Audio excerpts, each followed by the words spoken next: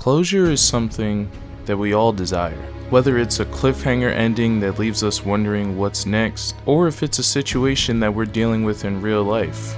It is natural human nature to desire closure from a situation. Unfortunately though, we don't always get that closure that we seek. We can go, strive for it, but in the end, we are left with so many questions with no answers. I have been left unread so many times in my life, and it makes me so angry. It left me wanting answers because that person wasted my time, wasted my energy, and all for what? So they could go and move on with their lives and leave me having to deal with all of my feelings without so much as a reply? It made me feel stupid, it made me feel worthless, and worst of all, it made me afraid to interact with new people. I didn't want this to happen again.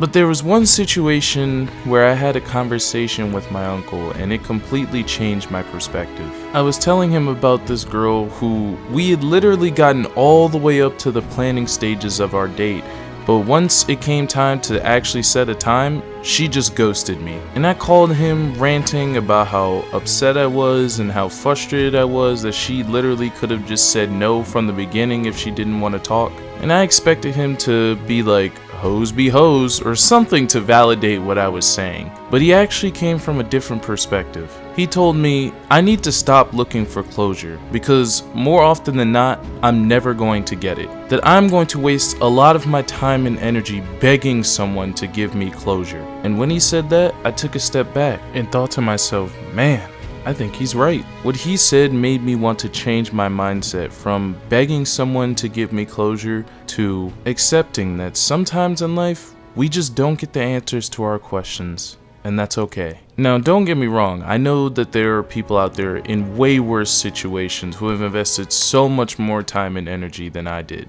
And letting go of people hurts. It hurts like hell. Despite everything that has happened between you two, you still want things to be better. And even if you two are toxic and not meant for each other, you can at least have answers that will help you move on to the next stage of your life. But you have to realize that if someone makes a decision to move on with their life and not give you any answers because they don't feel they're obligated to, then you should move on as well. I think the thing that was holding me back personally was fear. Fear that if I didn't get the answers to my questions, then I would repeatedly make the same mistakes with the next person, and then they would ghost me, and then the next person would ghost me, and then it would just be an endless cycle. Then I realized I need to think about the present, not the future. And what's happening right in front of me is this person shows that they do not care to have me in their life anymore, and I need to deal with that accordingly. That just because this situation is happening now does not mean that it's going to happen with the next person.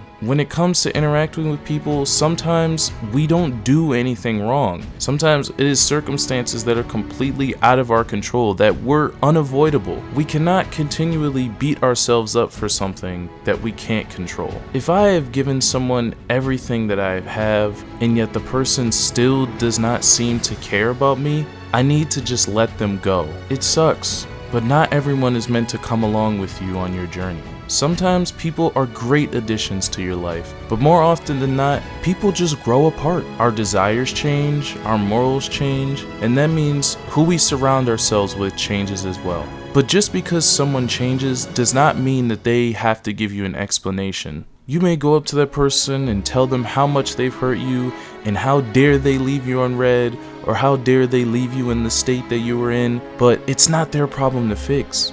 It's your problem to fix. Just walk away. Walk away because there is no worth in fighting for someone who doesn't care to fight for you. To help me deal with situations like this, I have created a 3-step process that helps me accept a situation without closure.